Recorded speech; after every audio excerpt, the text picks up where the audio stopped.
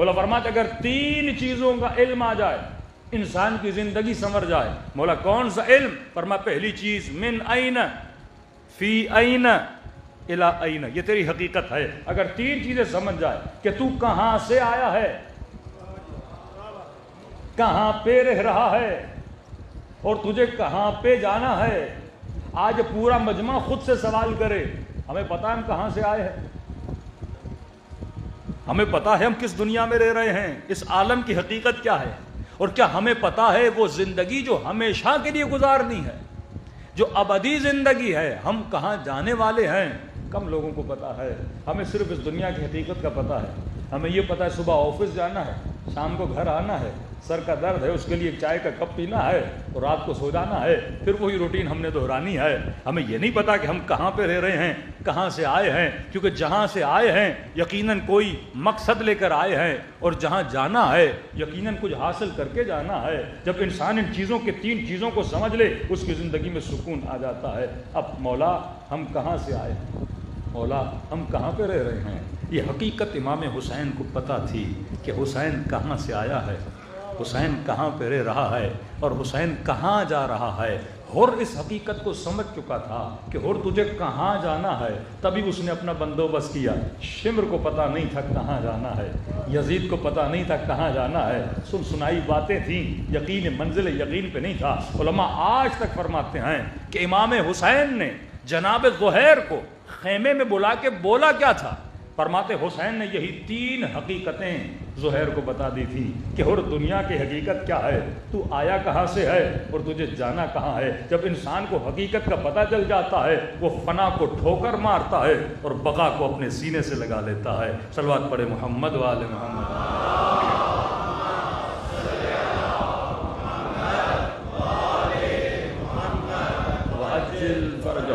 آج کی مجلس میں ایک سوال کروں گا، گھر جا کے سوچئے گا اور ذرا جواب بھی میرے لیے لائیے گا. جواب میں کل کی مجلس میں دوں گا. ہمارے حوضوں میں بھی، حوضہ علمیہ میں بھی ایک سوال کیا جاتا ہے، کیونکہ اگر معرفت یہاں سے ملنی ہے تو سب سے پہلے اس کا پتہ ہونا چاہیے یہ ہے کیا. آج سب سے بڑا ظلم جو انسان نے کیا، انسان نے اپنی ڈیفینیشن غلط بیان کی ہے.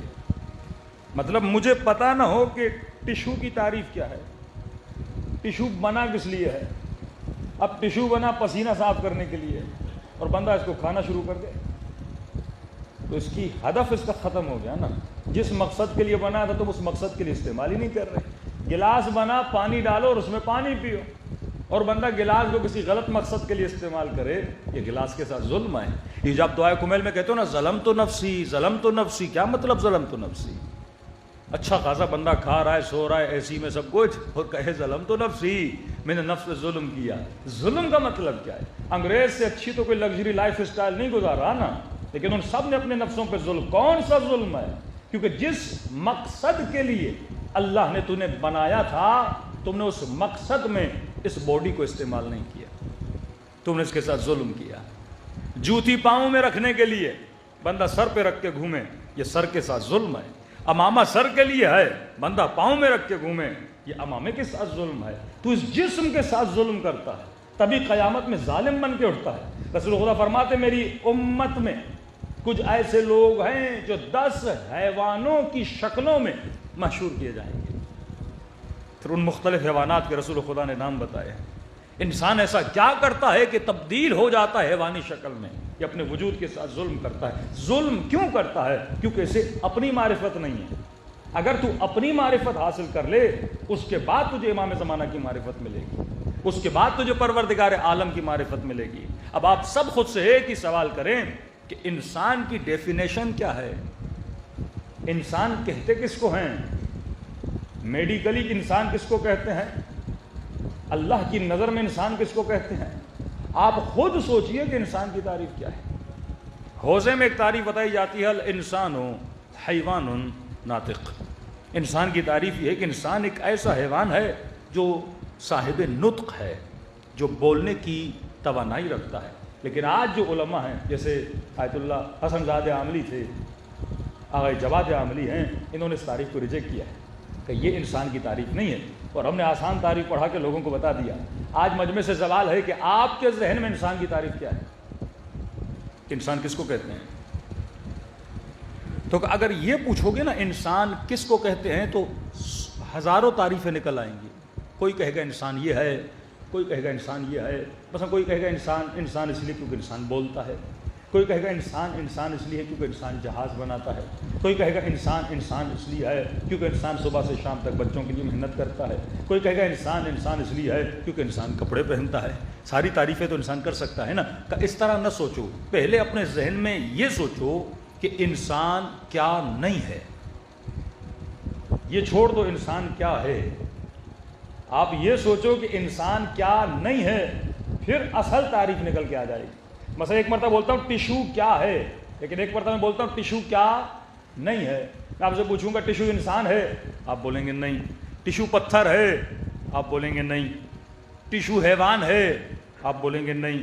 ٹیشو آئس کریم ہے, آپ بولیں گے نہیں. جب ساری چیزوں کو مائنس کرتے جاؤ گے آخر میں وہ چیز بچ جائے گی جو اس کی حقیقت ہے. اب خود سے یہ سوال کرے کہ انسان کیا نہیں ہے. آپ سب سے ایک سوال کروں گا, کیا انسان درخت ہے؟ لیکن کیا درخت کے کمالات کو رکھتا ہے؟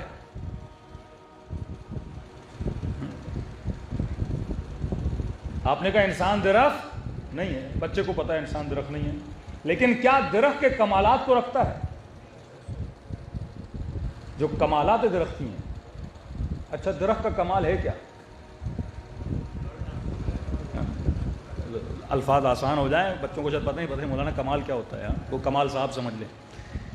درخت کے کمالات کیا ہیں؟ مطلب جو ایبلٹیز ایک درخت کے اندر ہوتی ہیں, جو خوبیاں ایک درخت کے اندر ہوتی ہیں. پہلا درخت کا کمال یہ ہے کہ درخت میں نمو ہے. آپ چھوٹا سا پودا گھر میں لگاتے ہو, وہ چھوٹا چھوٹا ہو کے کیا ہوتا ہے؟ بڑا ہو جاتا ہے. یہ درخت کا کمال ہے. پہلے پتا ہوتا ہے, بڑا ہوتا ہے, پھر وہ پھل دیتا ہے. کیا یہ سارے کمالات انسان کے اندر ہیں کہ نہیں ہیں؟ انسان کا بچہ چھوٹا ہوتا ہے, پھر آہستہ آہستہ بڑا ہوتا ہے. نائی کے پاس جا کے بال کٹواتے ہو, بائی ٹائم آہستہ آہستہ بال بڑے ہونے لگتے ہیں. تو مطلب انسان درخت نہیں ہے, پر صاحب کمالات درخت ہے. انسان درخت نہیں ہے, پر درخت کے جتنے کمالات ہیں ان سب کو رکھتا ہے. اب کوئی یہ کہے کہ میں اس لیے انسان ہوں کیونکہ میں چھوٹا تھا بڑا ہو گیا, تو کل درخت بولے گا یہ کمال تو میرے پاس بھی ہے. تو اس کی وجہ سے انسان نہیں ہے کہ یہ بولے کہ میں پہلے چھوٹا تھا میں بڑا ہو گیا. یہ تو کمال نباتی ہے, یہ تو کمال درخت ہے. تو اس چیز کی وجہ سے انسان نہیں ہے. تو یہ سمجھو تیرے اندر درختوں کے کمال ہیں, یہ انسانی کمال نہیں ہے بڑا ہونا. دوسرا سوال, کیا انسان حیوان ہے؟ شک ہے کیا آپ کو؟ کیا انسان حیوان ہے؟ نہیں ہے. لیکن کیا حیوانی کمالات کا مالک ہے؟ اب سوچئے حیوانی کمالات کیا ہیں. اگر کوئی یہ بولے کہ مولانا میں انسان ہوں کیونکہ میں کھاتا ہوں, کھاتا تو گدھا بھی ہے, تو کھانا کمال حیوانی ہے, کمال انسانی نہیں ہے. کوئی یہ کہے کہ مولانا میں انسان اس لیے ہوں کہ میرے بچے پیدا ہوتے ہیں, تو بچے تو حیوانوں کو بھی پیدا ہوتے ہیں. کوئی یہ کہے کہ مولانا میں انسان ہوں کیونکہ میرے بہت زیادہ بچے ہیں, تو انسان سے زیادہ کئی اوقات حیوان زیادہ بچے پیدا کر لیتا ہے. کوئی یہ کہے کہ مولانا میں انسان اس لیے ہوں کیونکہ میں صبح اٹھتا ہوں سویرے اور محنت کرتا ہوں اپنے بچوں کے لیے کہ شام کو جب گھر آؤں تو میرا بچہ بھوکھا نہ بیٹھے. تو یہ کمال تو حیوانی کمال ہے. کوا بھی صبح سویرے نکلتا ہے, اپنے بچوں کے لیے کمانے جاتا ہے. کبوتر بھی اپنے بچوں کے لیے دانہ ڈھونڈنے جاتا ہے. چڑیا بھی اپنے بچے کے لیے دانہ ڈھونڈتی ہے. وہ کون سا حیوان ہے جو اپنے بچوں کے لیے محنت کر کے لقمہ نہ لائے؟ اگر تو صبح سے شام تک سوتا رہے تو حیوان سے گیا گزرا ہے. کم از کم حیوان اپنی بچوں اور اپنی رزق کی تلاش میں نکلتے تو ہیں, لیکن تو رزق کی تلاش میں نہیں نکل رہا. علی ابن ابی طالب سے سخت جملے کسی نے نہیں بولے کہ مولا پہلی دن مسجد میں آئے کیا دیکھا, لوگ مسجد میں عبادت میں مشغول ہیں. مطلب مولا نماز سے پہلے آئے, دیکھا یہ موجود ہیں نماز پڑھ رہے ہیں ماشاءاللہ. رات کو آ گئے نماز سے پہلے, دیکھا پھر بھی بیٹھے ہوئے ہیں. سر سجدے میں، نمازوں پہ نمازیں، رات کے اندھیرے میں آئے کا پھر بھی مسجد میں بیٹھے ہوئے ہیں، نماز پہ نماز، اگلے دن نیکسٹ ڈے 1 ویک گزر گیا، 10 دن گزر گئے کہ سلمان یہ ہے کون؟ جب آتا ہوں مسجد میں بیٹھے، جب دیکھتا ہوں حالت نماز اور عبادت میں ہے۔ سلمان نے کہا مولا یہ عباد الصالحین ہیں، اللہ کے نیک بندے ہیں جو دن رات عبادت میں مشغول ہوتے ہیں۔ امام نے کہا کھانا کون دیتا ہے ان کو؟ مسجد سے باہر نکلتے ہی نہیں ہیں، کھانا کون دیتا ہے؟ کہ مولا ہماری ذمہ داری ہے، دوپہر کو وہ کھانا لاتا ہے، رات کو وہ کھانا لاتا ہے۔ کہ شادی وادی کا کچھ بھی نہیں ہے، دن رات بیٹھے رہتے ہیں، کوئی ان کا اور کام نہیں ہے، دن رات مصلی پہ بیٹھے رہتے ہیں، کھانا کوئی وہ لاتا ہے کوئی وہ لاتا ہے۔ سخت جملے فرمائے میرے امیر المؤمنین نے۔ امام فرماتے کوفے کی گلیوں کے کتے ان سے بہتر ہیں۔ کیوں؟ کم از کم وہ اپنے رزق کی تلاش میں تو نکلتے ہیں، ان کو پتہ ہی نہیں کہ مقام انسانی کیا ہے۔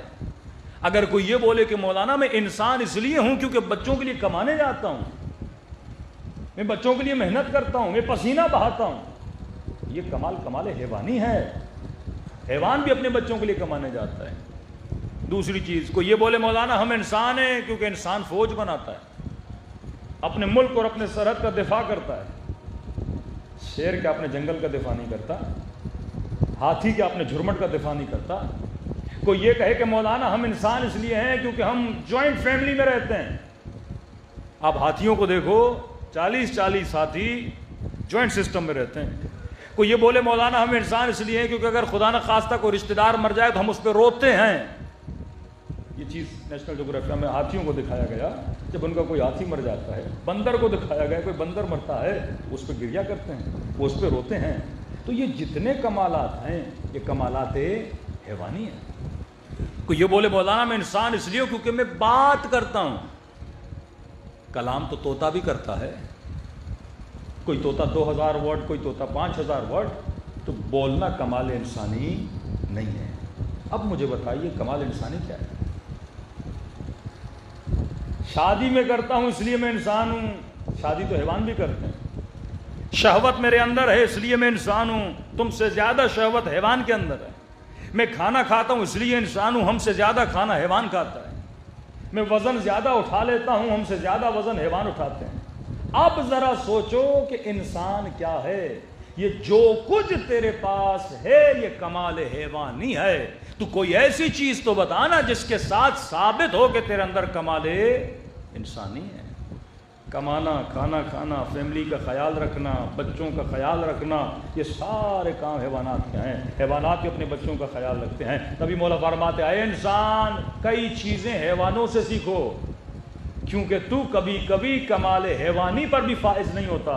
تبھی فرمایا کہ حسین کا مقابلہ انسانوں کے ساتھ نہیں تھا، انسان نما حیوانوں کے ساتھ تھا۔ علی ابن ابی طالب کا مقابلہ انسانوں کے ساتھ نہیں تھا، انسان نما حیوانوں کے ساتھ تھا۔ لیکن کبھی کبھی اولئک کالانعام بل ہم اضل، اللہ کہتا ہے یہ حیوان بن جاتا ہے، یعنی مطلب کمال حیوانی پہ ہوتا ہے، اس سے اوپر نہیں جا پاتا، بلکہ کہا کہ بل ہم اضل، لیکن کبھی کبھی یہ حیوانی درجے سے بھی نیچے گر جاتا ہے، نبات کے درجے پر آ جاتا ہے۔ پھر قیامت میں ایک درخت بنا کے اٹھایا جائے گا، ایک پتھر بنا کے اٹھایا جائے گا، لیکن اگر کمال حیوانی تک تھا، حیوان بنا کے اٹھایا جائے گا، انسان بنا کے وہ اٹھایا جائے گا جس نے کمال انسانی کو پہچانا ہو، جسے پتا ہو کہ بھائی انسان کسے کہتے ہیں۔ کھانا پینا انسانیت نہیں ہے، بچوں کے لیے کمانا انسانیت نہیں ہے، یہ سارے جو کمالات ہیں یہ کمال حیوانی ہیں۔ تو مولا فرماتے کچھ چیزیں حیوانوں سے سیکھو۔ کوئی کہے مولانا میرے اندر غیرت ہے اسی لیے میں انسان ہوں، تو مولا فرماتے ہیں غیرت مرغے سے سیکھو۔ اگر تو غیرت مند نہیں ہے تو مرغے سے گیا گزرا ہے، اگر تیرے اندر حیا نہیں ہے تو تو کوے سے گیا گزرا ہے۔ آج آپ دیکھ رہے ہیں ویسٹرن سوسائٹی، کیوں اسلام بولتا ہے کہ یہ جو مغربی سوسائٹی ہے یہ حیوانی درجات سے بھی نیچے گر چکی ہے۔ جب انسان کو پتہ نہ ہونا کہ کمال انسانی کیا ہے، جب وہ اپنی صحیح تعریف نہ جانے، جب اسے پتہ ہی نہ ہو کہ انسان کہتے کسے ہیں، جب آپ کو پتہ ہی نہیں ہوگا آپ اس کی ڈیمانڈ کو کیسے پورا کرو گے، جب آپ کو پتہ ہی نہیں انسان ہوتا کہ آپ اس کی ضرورتوں کو کیسے پورا کرو گے، آپ پھر انہی کاموں پہ لگ جاؤ گے جو حیوانی کام ہے۔ اب صبح سے شام تک جو ویسٹرن سوسائٹی آپ دیکھیں وہ کن کاموں کے پیچھے، وہ صرف حیوانی لذات کے پیچھے نا، سنڈے سیٹرڈے چھٹی ملتی ہے، کیا کرتے ہیں؟ سارے کمالات حیوانی میں لگ جاتے ہیں۔ انسان دن بدن اپنی شہوت کو کیسے بڑھایا جائے، اس کی فکر یہی ہوتی ہے، زیادہ سے زیادہ لذت حیوانی لی جائے، اس کی فکر یہی ہوتی ہے، کیونکہ یہاں سے وہ آگے بڑھ ہی نہیں پا رہا، وہ کمالات حیوانی پہ رک چکا ہے۔ لیکن جو کمال انسانی کو سمجھ جائے وہ کربلا میں جا کے حور بن جاتا ہے۔ جو کمال انسانی کو سمجھ جائے اسے لقب ملتا ہے، یہ زین العابدین ہے، یہ سید الساجدین ہے۔ جو کمال انسانی کو سمجھ جائے پھر خدا کہتا ہے من یشری نفسہ ابتغاء مرضات اللہ، وہ اللہ کی مرضیوں کا خریدار بن جاتا ہے۔ جو کمال انسانی پہ پہنچ جائے اس کے لیے آواز آتی ہے یا ایھا النفس المطمئنہ ارجعی الی ربک راضیۃ مرضیہ۔ جو کمال انسانی کو سمجھ جائے وہ اپنے رب کو راضی کرتا ہے۔ آج آپ کو کیوں مسائل نظر آتے ہیں کہ بندہ مسجد میں بھی گناہ کر رہا ہے، مدرسے میں بھی گناہ کر رہا ہے تو انسان، لیکن کیوں کیسے پتہ ہی نہیں انسان کہتے کیسے ہیں۔ اس نے بس یہ سمجھا، ہر چیز کو اس نے ذریعہ معاش بنا دیا، یہ سمجھتا ہے بس دنیا میں آیا اسی لیے ہوں، کھاؤں پیوں۔ اے جوان، اے بزرگ، ایک منٹ کے لیے سوچو، یہ کائنات کا سارا نظام اس لیے بنا کہ تو دنیا میں پیدا ہو، پیدا ہونے کے بعد B A M A bachelor master اور پی ایچ ڈی کرے، اس کے بعد کسی اچھی جاب پہ چلا جائے، جاب کرنے کے بعد شادی کرے، 3-4 بچے پیدا کرے، کھائے پیے اور آخر میں مر کے چلا جائے۔ اتنا بڑا نظام اس لیے بنا تھا کہ ہم آئیں، اچھی جاب ڈھونڈیں، شادی کریں، 3 بچے پیدا کریں اور مر جائیں۔ یہ تو مقصد نہ ہوا، یہ تو عبث ہوا۔ اتنی بڑا مقام کہ کربلا اسی لیے ہوئی تھی، کہ اہل بیت اسی لیے آئے تھے، کہ انبیاء کے گلے اس لیے کٹے تھے، کہ کربلا میں علی اکبر کو برشی اسی لیے لگی تھی، کہ سیدہ زینب اتنی مصیبتیں اس لیے اٹھائیں۔ یعنی کائنات بنی اس لیے تھی کہ انسان پیدا ہو، کھائے پیے اور آخر میں بوڑھا ہو اور مر کے چلا جائے۔ نہیں، یہ مقصد کائنات نہیں تھا۔ اگر یہ ہے تو یہ مقصد عبث ہے، اسی کائنات کو بننا ہی نہیں چاہیے تھا۔ مقصد کائنات کچھ اور تھا۔ جب تو کمال انسانی کو سمجھ جائے، جب تو مقام انسانی کو سمجھ جائے، اب آپ کے ذہن میں کون سا جواب آ رہا ہے کہ انسان کی تعریف کیا ہے؟ کھانا پینا انسان کی تعریف نہیں ہے، اٹھنا بیٹھنا انسان کی تعریف نہیں ہے، سونا انسان کی تعریف نہیں ہے، بچوں کی خدمت کرنا یہ انسانی تعریف نہیں ہے۔ یہ سارے مطلب جو چیز تم کر رہے ہو، سب سے پہلے یہ سوچو کہ یہ حیوان کے اندر ہے کہ نہیں ہے۔ وہ سارے کمالات حیوان کے اندر موجود ہیں جو تمہارے وجود کے اندر موجود ہیں۔ وہ کون سی چیز ہے جو انسان کر سکتا ہے پر حیوان نہیں کر سکتا؟ وہی تیرا کمال ہے، اسی مقصد کے لیے تجھے بنایا گیا ہے۔ وہ کون سا مقصد ہے، وہ کون سی چیز ہے جو حیوان کے اندر نہیں ہے، انسان کے اندر ہے؟ لیکن فرمایا اللہ نے وہ چیز بھی حیوان کے اندر رکھی ہے پر محدود مدت میں رکھی ہے، انسان کے اندر لامحدود مدت کے لیے رکھی ہے۔ کون سی چیز ہے؟ اگر معصوم فرماتے نا کسی مومن کو کہا کہ آپ اپنے غصے پہ کنٹرول کیوں نہیں کرتے؟ مولانا نہیں ہوتا، یہ جو بولے نا نہیں ہوتا، یہ ابھی تک میدان انسانیت میں داخل نہیں ہوا۔ شیر درندہ ہے لیکن تربیت کرو شیر کی تو اپنی درندگی کو چھوڑ دیتا ہے۔ ہاں ایسا ہے کہ نہیں؟ انسان اگر اتنی بھی اپنی تربیت نہ کر سکے، لیکن سوال یہ ہم شیر کی تربیت کرتے ہیں، بندر کی تربیت کرتے ہیں، مختلف پرندوں کی، پینگوئن کی تربیت کرتے ہیں، لیکن اس کی تربیت محدود ہے۔ مطلب شیر کو کتنا سکھاؤ گے؟ ایک لمٹ ہوتی ہے اس کی، اس سے زیادہ وہ سیکھ نہیں سکتا۔ کوئی شیر ڈاکٹر نہیں بن سکتا، کوئی شیر انجینئر نہیں بن سکتا، سیکھتا ضرور ہے لیکن لمیٹڈ سیکھتا ہے۔ اب مولا فرماتے ہیں انسان کی تعریف یہ ہے کہ خدا نے انسان کو ان لمیٹڈ سیکھنے کی صلاحیت دی ہے۔ یہ تیری تعریف، اسی چیز کی وجہ سے تو انسان ہے۔ حیوان لمیٹڈ تربیت پاتا ہے، انسان ان لمیٹڈ تربیت پانے کی صلاحیت رکھتا ہے۔ اب اگر تو اپنے وجود کو تربیت نہ دے تو تو انسان نہیں ہے۔ اگر تو اپنے وجود کو تربیت دے، اب سنیے مولا کے جملے، فرمایا ابو ذر ایمان کے 7ویں درجے پر، سلمان ایمان کے 10ویں درجے پر۔ سلمان آتے ہی تو سلمان نہیں بنا نا، اس نے اپنی تربیت کی اور اتنی تربیت کی کہ سلمان کا ایمان کہاں تک پہنچا؟ 10ویں درجے تک پہنچ گیا۔ اب حیوانات کے اندر دیکھو، چڑیا جو گھونسلہ 1000 سال پہلے بناتی تھی آج بھی ویسا ہی بناتی ہے۔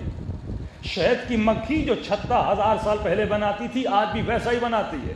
کوا جو 1000 سال پہلے کرتا تھا آج بھی ویسا ہی کر رہا ہے. مطلب خدا نے جتنا اسے سکھایا تھا اس سے آگے سیکھنے کی اس کے اندر صلاحیت نہیں ہے, تبھی اس کے وجود میں ترقی نہیں ہے. لیکن اے انسان, تو ہمیشہ اپنے وجود میں ترقی دیکھتا ہے. پہلے جنگلوں میں رہتا تھا, پھر شہروں میں آباد ہوا, پھر سنگل اسٹوری بنائی, پھر تو نے ڈبل اسٹوری بنائی. یہ چیز بتا رہی ہے کہ تمہارے وجود میں لامحدود تربیت کی صلاحیت ہے. اب تو دنیا میں آیا ہی اسی لیے تاکہ اپنی کیا کرے, تربیت کرے. کس کے ذریعے کرے؟ علم کے ذریعے کرے. کس سے علم لے؟ جس کے پاس لامحدود علم ہو. اور وہ کس کے پاس ہے؟ فرمایا انا مدینۃ العلم وعلی بابها, میں شہر علم ہوں اور دروازہ کون ہے؟ علی بن ابی طالب ہے.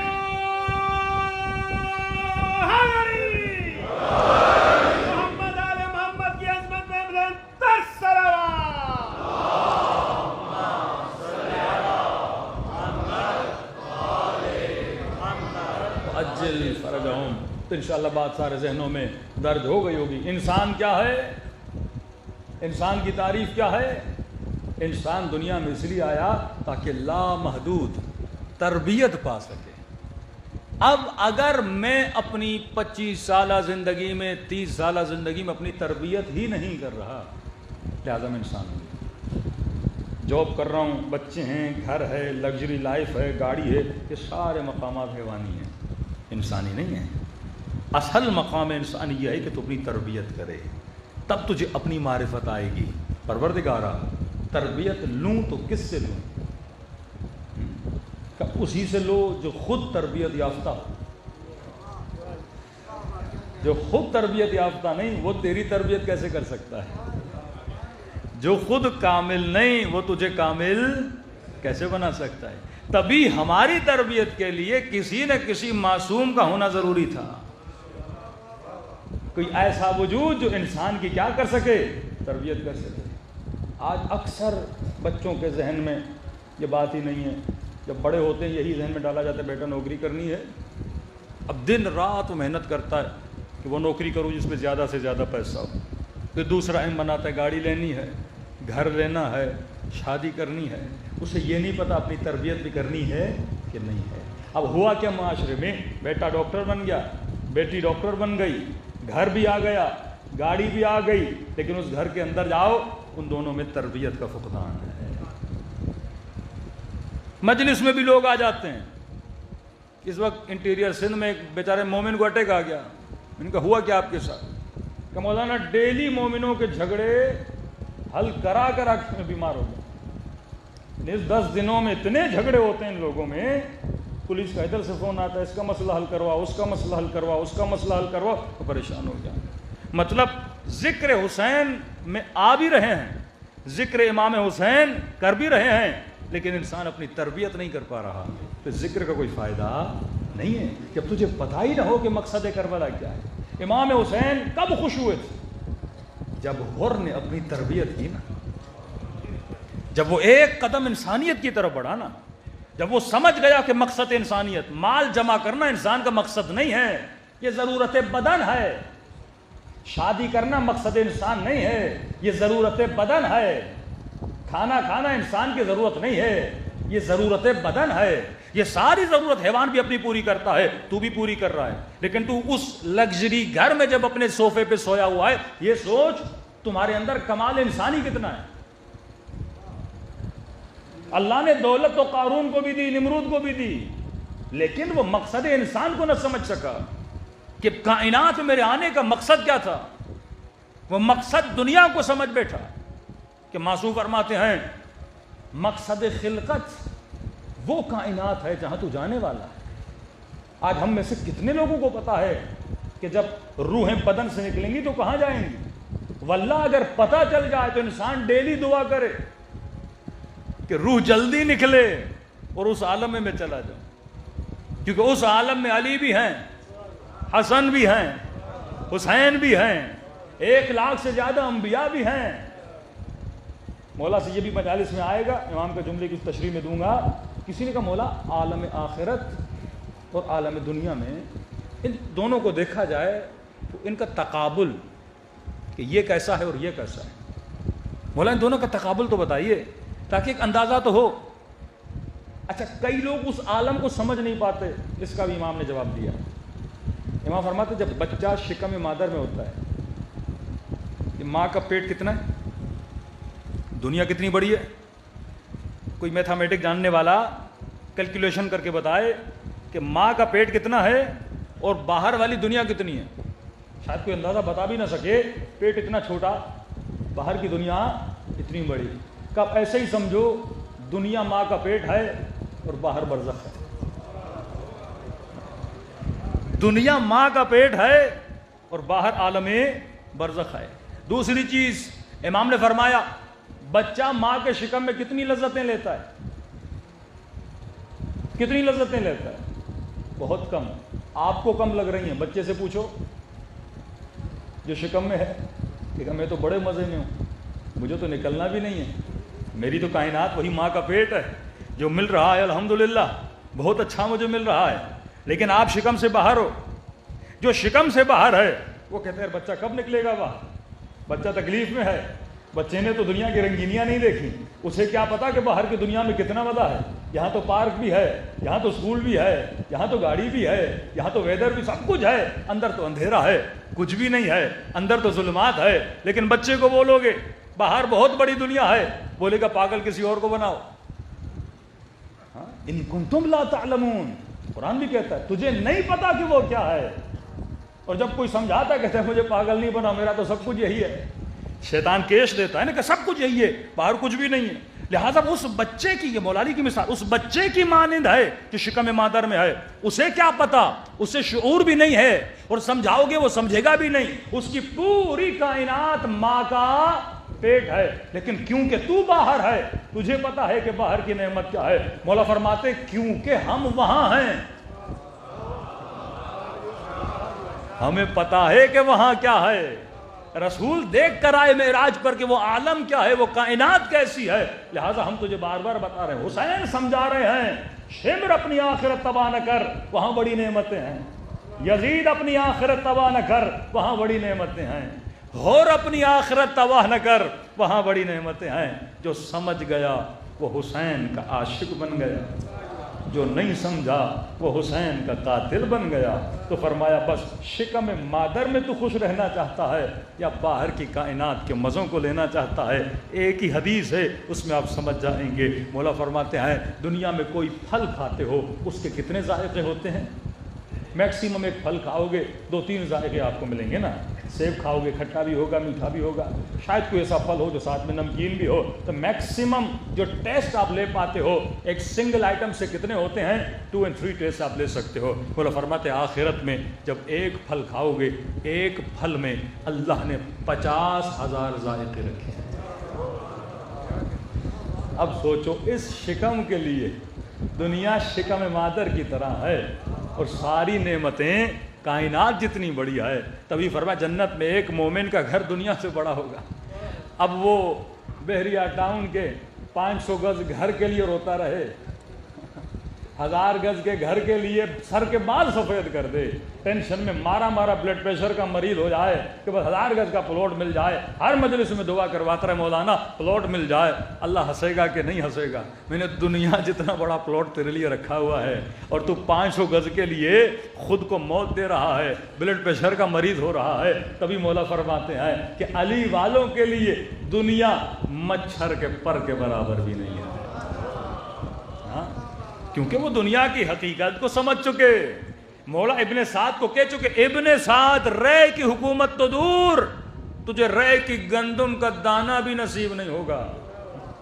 کن چیزوں کی وجہ سے تو قاتل حسین بنا؟ یہ ضرور اہل بیت پہ ظلم ہوا ہے, ہم گریہ کرتے ہیں, لیکن اہل بیت ہنستے تھے اپنے دشمنوں پہ.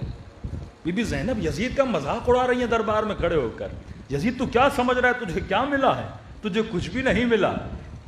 اللہ عزت کسے دیتا ہے, اللہ ذلت کسے دیتا ہے, سب کچھ قبضے قدرت پروردگار عالم میں ہے. تو لوگوں کو خوش کرنے کے لیے, اپنے نفس کو خوش کرنے کے لیے حسین کو قتل کر رہا ہے, اور حسین نے خدا کو خوش کرنے کے لیے اپنے اہل و عیال کو اللہ کی دربار میں لٹا دیا. محمد آل محمد صلوات.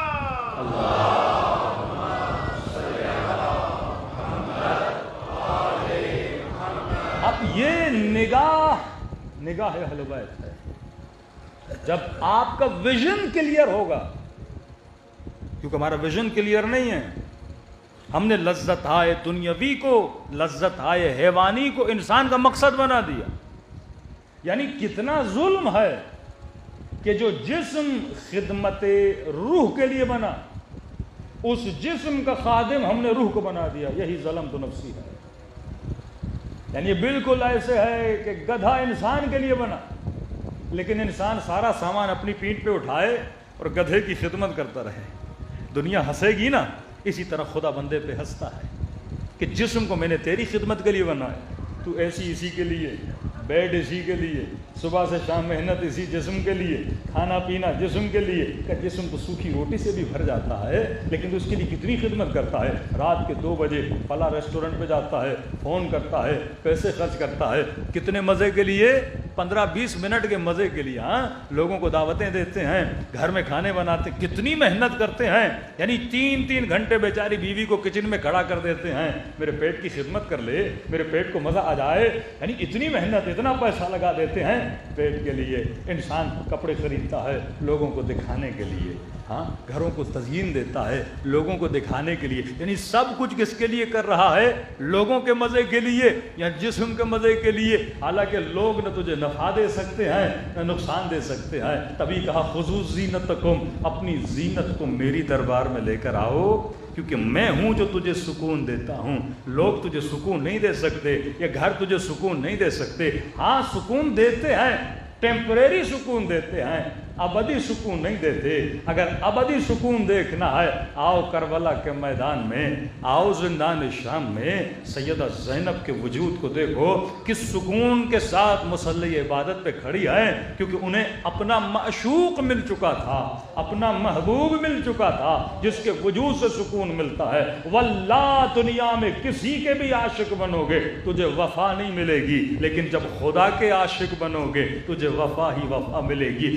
فرماتے ایک ہی وجود ہے جو وفا کرتا ہے، وہ وجود پروردگار عالم کا وجود ہے. اب اگر تو اس کا عاشق بن جائے، پھر کائنات میں زندگی اسی کو راضی کرنے کے لیے گزارے گا، بندوں کی رضا کے لیے زندگی نہیں گزارے گا. صلوات پڑھے محمد و آل محمد.